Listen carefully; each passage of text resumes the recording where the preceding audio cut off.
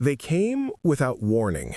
No grand speeches, no flashing lights in the sky, just silence, followed by the death of our blue world.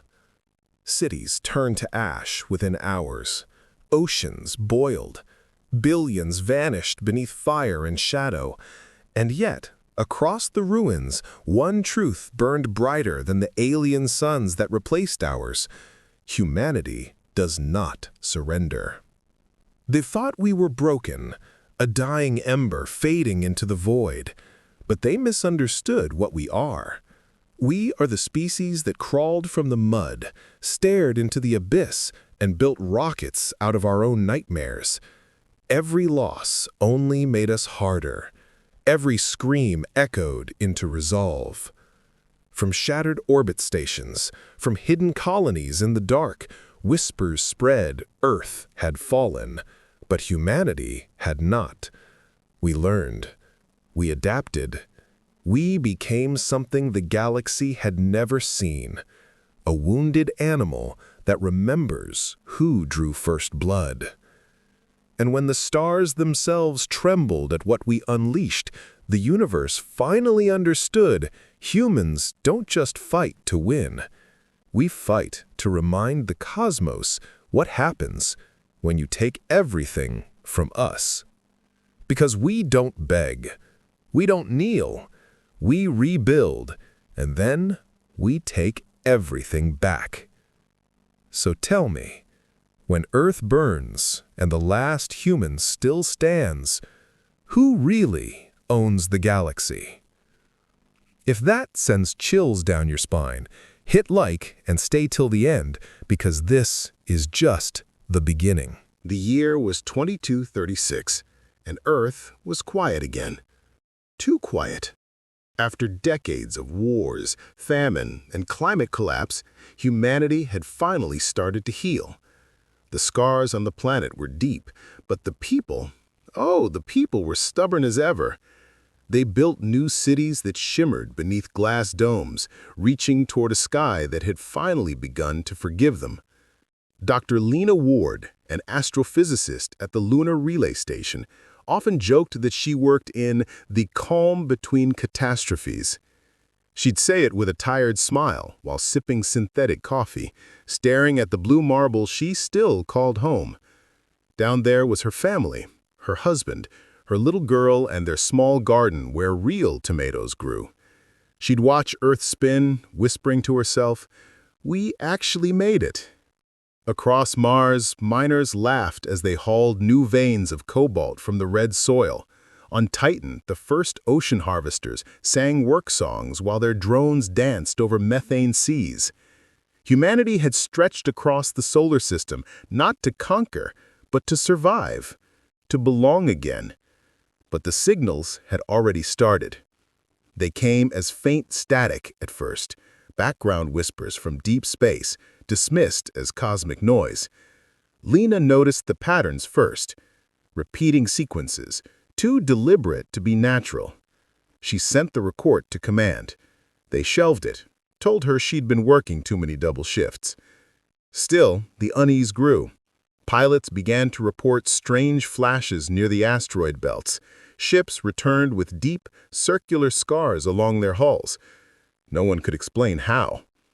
Children on Earth complained. They came like a disease, not in waves, but in decisions quiet, precise, and final. At first, it was the little things. Comms blipped out across a handful of relays. A mining convoy in the Kuiper Belt disappeared between pings with timestamps that never updated. A whole hydroponics ring lost pressure and then, inexplicably, resumed as if nothing had happened, except the people inside were gone. The reports spidered across the human networks, each one colder than the last. Fear multiplied. Lena watched it all from the lunar relay, her fingers a blur across translation matrices and spectral graphs. She had spent her life teaching machines to hear the songs the universe tried to hide. Now, the songs were sinister. Patterns leapt from the noise, rhythms too sharp, harmonics too rational to be natural. Someone or something had a hand on the radio. They hit the outer colonies first. The sky over Mars became a bruise. Cameras that had watched sunrise for decades recorded a horizon that never healed. Ships that left the belt seeking shelter found their routes blocked by black shapes that moved like thought. The shapes folded space the way a hand folds paper, silent, elegant, absolute. Human fleets scrambled. Men and women who had spent careers practicing diplomacy, logistics, and salvage found themselves trying to fly machines that screamed with unfamiliar physics. Entire squadrons vanished within minutes. Command centers lit like beacons and then went dark as if the universe itself had pulled a plug. Fear tightened its fist, and it would not open. It wasn't only power. It was horrible. Refugee convoys streamed from the inner worlds, bringing faces hollowed by the things they'd seen. Cities with no wind, oceans with glass where waves had been. Lena began to receive messages from friends in the lower orbit, voices clipped with static, and the terrible ordinary questions. Is it coming to us? Are you safe? The answers were useless. No one felt safe anymore. And yet, if fear was the first response, anger came next. It arrives naturally in humans. It is a blunt, honest reflex. We are wired to lash out, to name the danger and strike at it.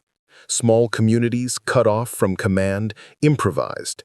Engineers on a ruined freighter welded boarding ramps and chains of salvaged drone cores into rams. Farmers on Titan rigged pressure canisters into makeshift mines that detonated with a sound like the world tearing. Children who had never held a rifle learned to steady their breath and call out coordinates. The galaxy watched. Some of our neighbors whispered pity and predicted our quick extinction. Others, curious, clinical, detached, kept their distance. The bureaucracy debated in ornate halls whether to intervene. They could send token fleets, they could sanction, they could lecture. But when it mattered, decisions were measured in hours, and the galaxy did not move in time. We moved ourselves.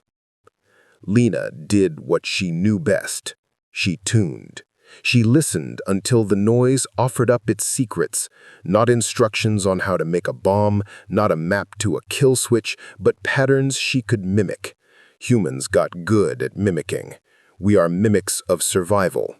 Within weeks, the lunar observatories began producing a patchwork of countermeasures. Jammers that sounded like storms to the invaders' sensors, decoys that bled false positions into their targeting nets. None of it lasted long. The invaders adapted overnight. They adapted with a cruelty that felt antique. Entire colonies found their food stores rendered sterile, packaged, sealed, sitting, untouched. Harvests rotted with no sign of sabotage. Satellites fell from precise arcs into the ocean. The invaders did not always want to kill. Sometimes they wanted to deny, to hollow, to make survival a calculus so ugly that a species would give up. They tested us. We failed. We learned. The first true turning point was not on a battlefield, but on a ship called the Reckoner. A convoy cutter that should have lasted 3 years in the belt lasted 3 days under the new order. Its commander, a woman named Director Amir Haran, born on a colony. The war reached its fever pitch on the day the stars went silent. Every transmitter, every beacon, every voice in the void, cut. For 6 minutes, the galaxy heard nothing. No light, no signal, no cry for help. Then came the sound, a low, endless hum that made the air taste like blood. The invaders had unleashed something final, an extinction wave designed to erase human biosignatures wherever they existed. It began at the edges, consuming colonies like a tide. Planets winked out of life one by one. Mars, gone. Europa, gone. The moon fell dark. And through the chaos, humanity's fleet fractured, exhausted, starving, gathered for one last stand around the one thing we still called ours, the Forge. Hidden deep in Saturn's shadow, the Forge wasn't a weapon. It was a dream. Built from the wreckage of every fallen ship, it was humanity's last creation, a vessel so vast its hull shimmered with the names of every lost city. Inside, it beats the core of every AI, every archive, every spark of human memory. It wasn't just a ship. It was a continuation. Lena Ward was there, her face pale, her hands steady over the controls. Around her floated the shattered remains of the lunar relay she once called home. Every channel flooded with desperate calls, families saying goodbye, soldiers laughing like it was their last joke. The Forge's engines thrummed to life, fueled by everything Earth had left to give. And the invaders came. A fleet dark as thought, blotting out the gas giant's glow. They didn't open comms, they didn't demand surrender. They simply descended, hungry to erase the mistake of letting humans live this long. The order went out. All units hold the line. And they did. Every fighter, every ship, every half-broken drone in orbit turned toward the enemy. They didn't expect to win. They only needed time for Lena to finish what she'd started. The first clash wasn't even light, it was gravity folding in on itself. Ships collided in silence, hulls buckling like tin. Human vessels went up like sparks against a storm. And yet, amidst the destruction, formations held. The Reckoner Protocol, named for that suicide ship that started it all, was in motion.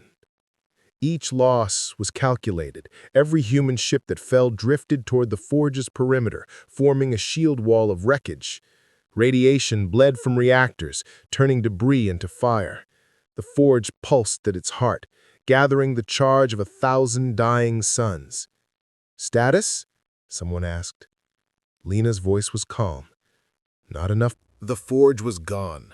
Saturn gone. Earth a story whispered between survivors like a half-remembered dream. But humanity remained. In the months that followed, the galaxy was eerily quiet. The invaders, those perfect, merciless beings who had once burned worlds as easily as striking a match, were retreating. Their ships hummed derelict in orbit, their formations shattered. The stars they had claimed now glowed with the wreckage of their own arrogance. Across what remained of human space, the survivors gathered. Engineers turned shattered hulls into homes. Farmers grew crops in hydroponic tubes powered by broken reactors. Children who had never seen sunlight learned to play under the pale glow of plasma lamps. There were no flags anymore. No borders, no nations. Humanity was smaller now, but purer, sharper.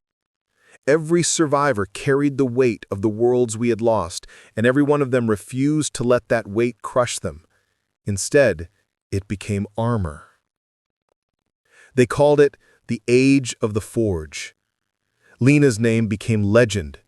Some said her ship still drifts between the stars, carrying the souls of those who burned with her. Others claimed the new vessel that emerged from the wreckage, the hybrid of human and alien design, was Lena, reborn as something beyond either species. Whatever the truth, one thing was certain: the invaders had learned fear. Galactic records describe it as the human phenomenon. Entire empires, once dismissive, now studied us with reverence or dread. They couldn't understand how a dying species, with broken ships and fewer numbers, had stood against an empire that spanned light years. They still don't understand. Because it wasn't power that saved us. It wasn't technology or luck or divine intervention. It was the one thing that no other race had ever managed to replicate: the human refusal to give